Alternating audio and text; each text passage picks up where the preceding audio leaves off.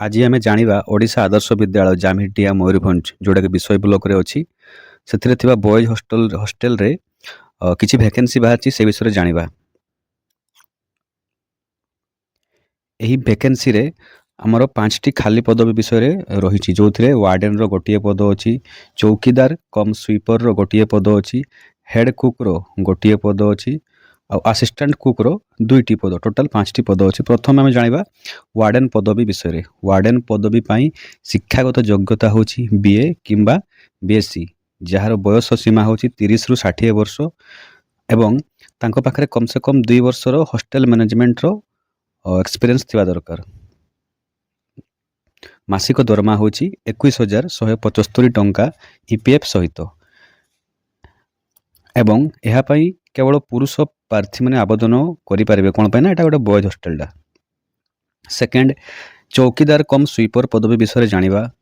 ଏହି ପଦବୀ ପାଇଁ ହାଇସ୍କୁଲ ପାସ୍ ହେବା ଆବଶ୍ୟକ, ମାନେ ମେଟ୍ରିକ୍ ପାସ୍ କରିଥିବେ, ବୟସ 21ରୁ 32 ବର୍ଷ ଏବଂ ମାସିକ ଦରମା 7,500 ଟଙ୍କା। ଏଠି ମଧ୍ୟ କେବଳ ପୁରୁଷ ପ୍ରାର୍ଥୀମାନେ ହିଁ ଆବେଦନ କରିପାରିବେ। ତୃତୀୟ ପଦବୀ ହେଉଛି ହେଡ୍ କୁକ୍, ତୃତୀୟ ପଦବୀ ହେଉଛି ହେଡ୍ କୁକ୍, ଯାହାର ବୟସ ସୀମା ହେଉଛି 30ରୁ 40 ବର୍ଷ ଏବଂ ମାସିକ ଦରମା ହେଉଛି 9,000 ଟଙ୍କା। ଏବଂ ଏଥିରେ ଯେଉଁମାନେ ଆବେଦନ କରିବେ ସେମାନେ LPGର ବ୍ୟବହାର ବିଷୟରେ ଜାଣିଥିବେ ଓ ସଫାସୁତୁରା ଭାବରେ ରାନ୍ଧିବା ଜାଣିଥିବା ଦରକାର। ଚତୁର୍ଥ ପଦବୀ ଯେଉଁଟା ହେଉଛି ଆମର ଆସିଷ୍ଟାଣ୍ଟ କୁକ୍, ଯେଉଁଥିରେ ବୟସ ରହିଛି 21ରୁ 32 ବର୍ଷ, ମାସିକ ଦରମା 6,750 ଟଙ୍କା। ଏହି ପଦ ପାଇଁ ମଧ୍ୟ ରୋଷେଇ କରିବାର ଅଭିଜ୍ଞତା ଥିଲେ ଭଲ। ଏହି ସମସ୍ତ ପଦବୀ ଯାହା ବି ଆମେ କଥା ହେଲେ ସେ ସବୁରେ ପ୍ରଥମେ ସେହି ଅଞ୍ଚଳରେ ଥିବା ସ୍କୁଲ ପାଖ ଏରିଆର ପିଲାମାନଙ୍କୁ ସୁଯୋଗ ଦିଆଯିବ, ତାପରେ ସେ ବ୍ଲକର ପିଲାମାନଙ୍କୁ ସୁଯୋଗ ଦିଆଯିବ।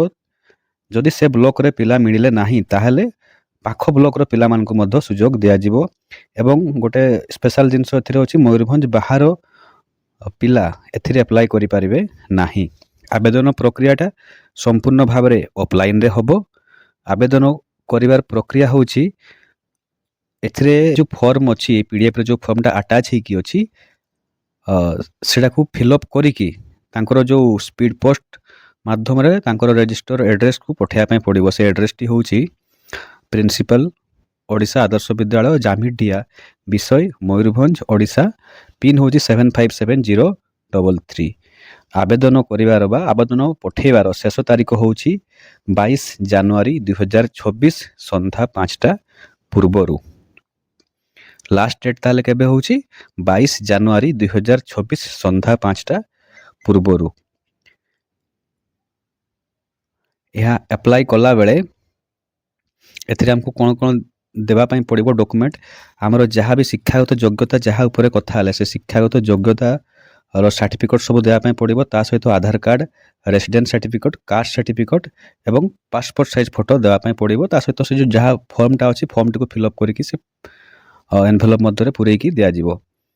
ଆଉ ଯେଉଁ ଆମେ ଏନଭେଲପ୍ଟା ଦେବା ସେ ଏନଭେଲପ୍ର ଉପରେ କ'ଣ ଲେଖା ହେବ ନା ଆପଣ ଯେଉଁ ପୋଷ୍ଟ ପାଇଁ ଆପ୍ଲାଏ କରୁଛନ୍ତି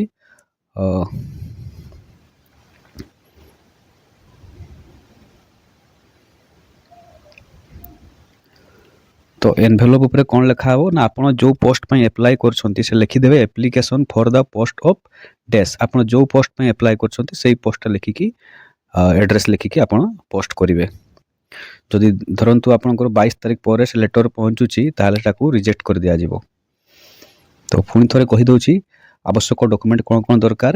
ମାର୍କସିଟ୍ ରହିଥିବ, ତା ସହିତ ସାର୍ଟିଫିକେଟ୍ ଯାହା ବି, Aadhaar card, residence certificate, caste certificate, ଆଉ 2ଟା ପାସପୋର୍ଟ ସାଇଜ୍ ଫଟୋ, ଆଉ ଯେଉଁଥିପାଇଁ ଯେଉଁ ଜବ୍ରେ ଏକ୍ସପିରିଏନ୍ସ ମାଗିଛି ସେଥିପାଇଁ ଏକ୍ସପିରିଏନ୍ସ ସାର୍ଟିଫିକେଟ୍ ଯଦି ଆପଣଙ୍କର ଅଛି ତାହେଲେ ଆଟାଚ୍ କରିବେ। ଏଇଟା ଥିଲା ଆମର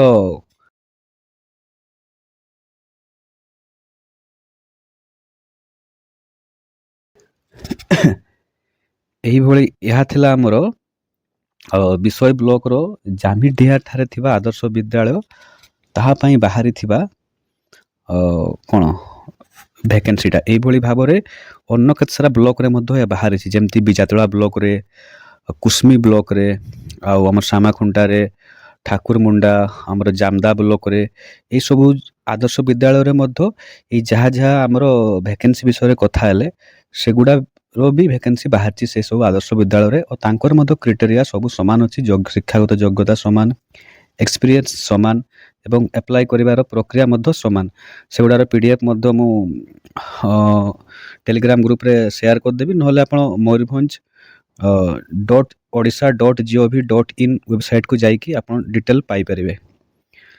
ତ ଯଦି ଭିଡ଼ିଓଟି ଆପଣଙ୍କୁ ଇନଫର୍ମେଟିଭ୍ ଲାଗିଲା ଆଉ ଭିଡ଼ିଓରୁ କିଛି ଇନଫର୍ମେସନ୍ ପାଇଲେ ତାହେଲେ ଲାଇକ୍, ସେୟାର ଆଉ ଚ୍ୟାନେଲକୁ ସବସ୍କ୍ରାଇବ୍ କରିବାକୁ ଭୁଲନ୍ତୁ ନାହିଁ। ଧନ୍ୟବାଦ।